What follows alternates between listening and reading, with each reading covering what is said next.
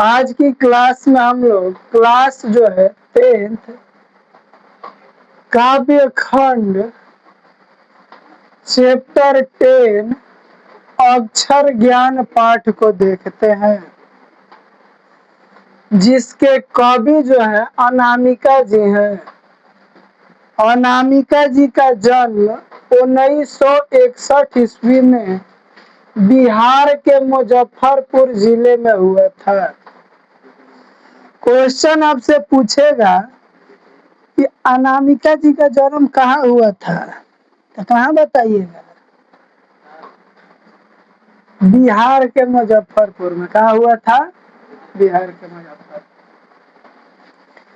इनके पिताजी का नाम जो है श्याम नंदन किशोर था और बिहार विश्वविद्यालय मुजफ्फरपुर में हिंदी विभाग के अध्यक्ष थे।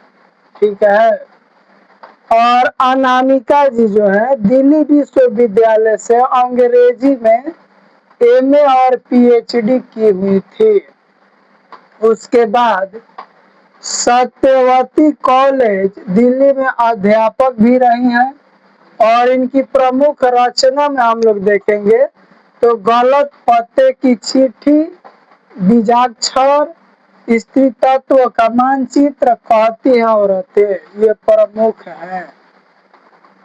देखिए याद करने वाला क्या है। कवि का जन्म कब हुआ था, कहाँ पे हुआ था, उनके पिताजी का क्या नाम था, एमए कहाँ से किए हैं, कौन से सब्जेक्ट से एमए किए हैं, पीएचडी कहाँ से की हैं और किस कॉलेज में ये पढ़ाई है और इनकी प्रमुख रचना कौन कौन सी है। अब हम लोग कविता को देखेंगे। कविता का नाम है अक्षर ज्ञान। अक्षर मतलब क ख ग घ, क से लेके ये सब जो है अक्षर है ना है, तो उसके बारे में ज्ञान हम लोग लेते हैं। चौखट में नहीं अटता बेटे का क, कबूतर ही तो है ना, ठीक है ना। फुदक जाता है जरा सा पंक्ति, रो उतर जाता है ख। कह रहा है कि चौखट में, चौखट में मतलब स्लेट पे जब पहला बार बच्चा लिखने जाता है ना क को, तो वो स्लेट पे जब लिखेगा तब पूरा गोल पार देगा पूरा स्लेट का। और मम्मी से बोलेगा मम्मी जो क है ना अट रहा है, खाली गोले अटल है, अब डंटा कहाँ खींचे, डंटा खींचेगा तो पूरा खींच देगा बॉल, कहेगा लो गोल कहाँ पारे, गोल पार देगा तो कहेगा बकुली कहाँ ना है, स्लेट पे जगह है ना है। जब शुरू में बच्चा क लिखने जाएगा तो क होकर स्लेट पे ना हटेगा, कहता है कि कबूतर है, का है कबूतर है, फुदक जाता है, उड़ जाता है, ठीक है ना। अब देखिए क उतर जाता है, फिर लिखने जाएगा पंक्ति से उतर जाता है क, अब ख लिखने जाएगा तो पूरा लाइन रहेगा ना, तो ख एक क्या ऐसे लिखेगा ना, तब पूरा ख होकर स्लेट ले आगे आ जाएगा, ठीक है।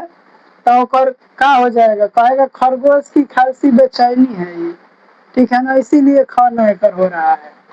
खरगोश की क्या है, बेचैनी है ख, ठीक है ना, बेचैन रहता है ख लिखने के लिए। जहाँ करा क लिखने आ जाएगा तो एकदम एगो डंटा पारेगा, कहेगा लो है ख ना, कहेगा खरगोश का बेचैनी है, ठीक है ना, खांसी बेचैनी में रहता है। गमले सा टूटता हुआ उसका गमला देखिएगा, गमला को कहीं पे रखिएगा ना तो वो गिर जाएगा, ठीक है ना। वैसे ही ग लिखने जाएगा तो ऐसा लगेगा ऐसे बना देगा पूरा, चाहे गमला है क्या हो रहा है, लुढ़क जा रहा है कहीं पर भी, तो गमला से होकर क्या लुढ़क रहा है, बकुली जैसा लग रहा है होकर। फिर वो क्या लिखने जाएगा, घ लिखने जाएगा तो ऐसे लगेगा ऐसे घड़ा जैसा ना लगेगा, घड़ा तो घ लिखने जाएगा तो घड़ा जैसा हो जाएगा। फिर ओकरा बाद अंग पर आकर थमक जाता है, अंग पे जात जात में वो पूरा भूला जाएगा पीछे का।